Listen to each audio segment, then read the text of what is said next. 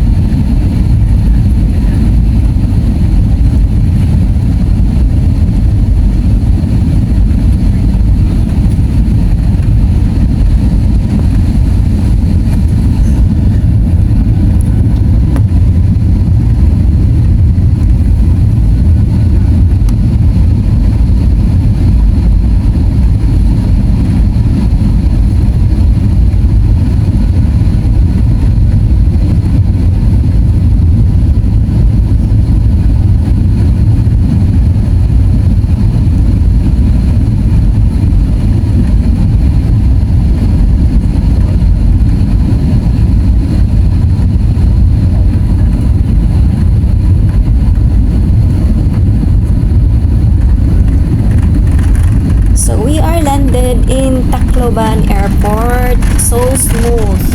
Hindi siya masyadong magalaw guys, although nauga-uga ka, pero smooth ang pagkalanded ng airplane. So yes, welcome to Tacloban, welcome to Biliran, the land of my birth. So I'm so excited guys to go home.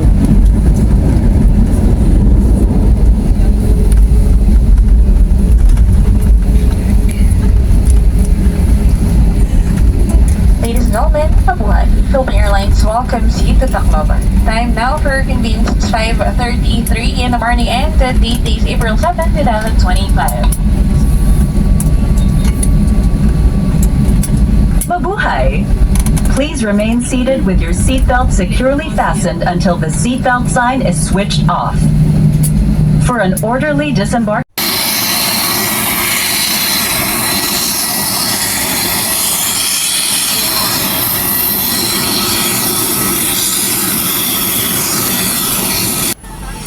Yan, at ang beauty ni Manang Haggard.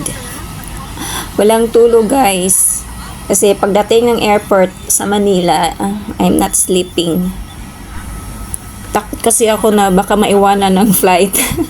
Kasi biruin nyo naman, first flight yan ng PAL from Manila to Tacloban. So, I'm not sleeping talaga.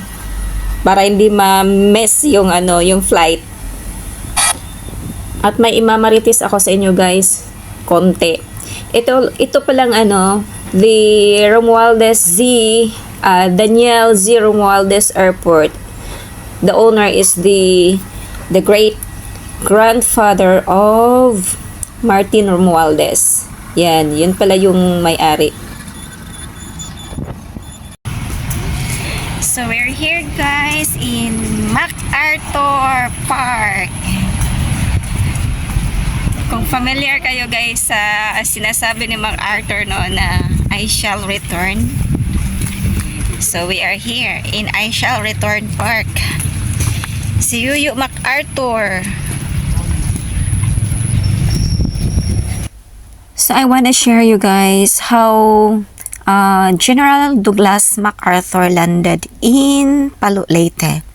So on this spot, Palu, Leyte, General Douglas MacArthur returned to the Philippines on October 20, 1944 and personally led the swift drive against the Japanese forces in the Philippines. President Sergio Osmeña and some members of the government in exile arrived with General MacArthur and proceeded to reorganize, restore, and administer the government of the Commonwealth of the Philippines. So the Leyte Landing Park was declared as a national historical noon lang 2004. And until now, dinidevelop pa rin nila yung area. So, pinapalaki nila yung area. And, in fairness, ang ganda guys. Lalo na paggabi, iilawan nila. So, maganda ang park.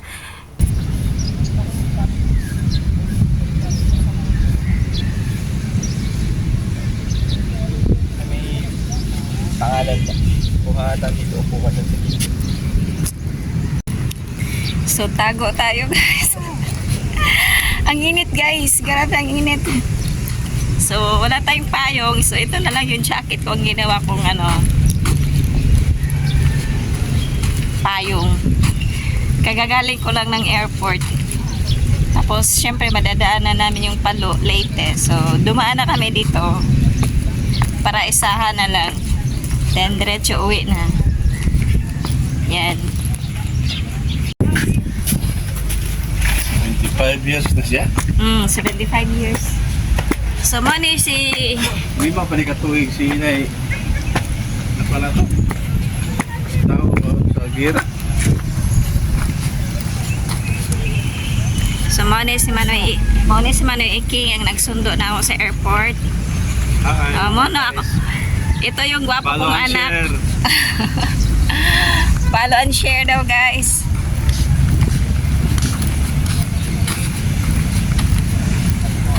So, balik na kami sa sasakyan.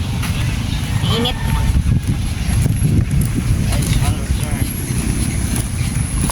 Pero naman sa kabalik no kay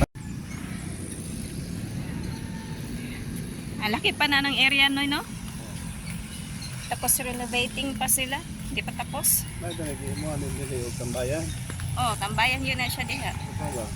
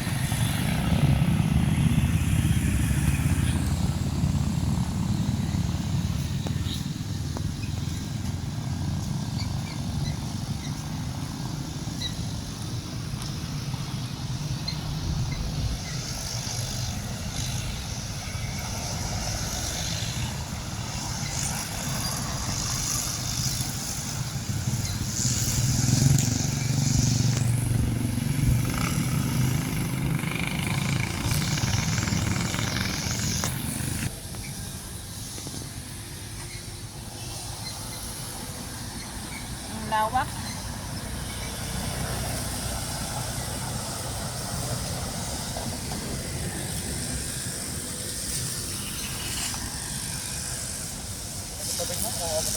Ha? Asa man?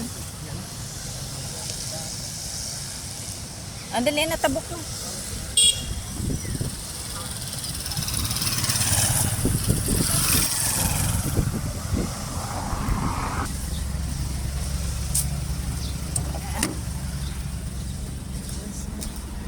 Ay. Init. Init.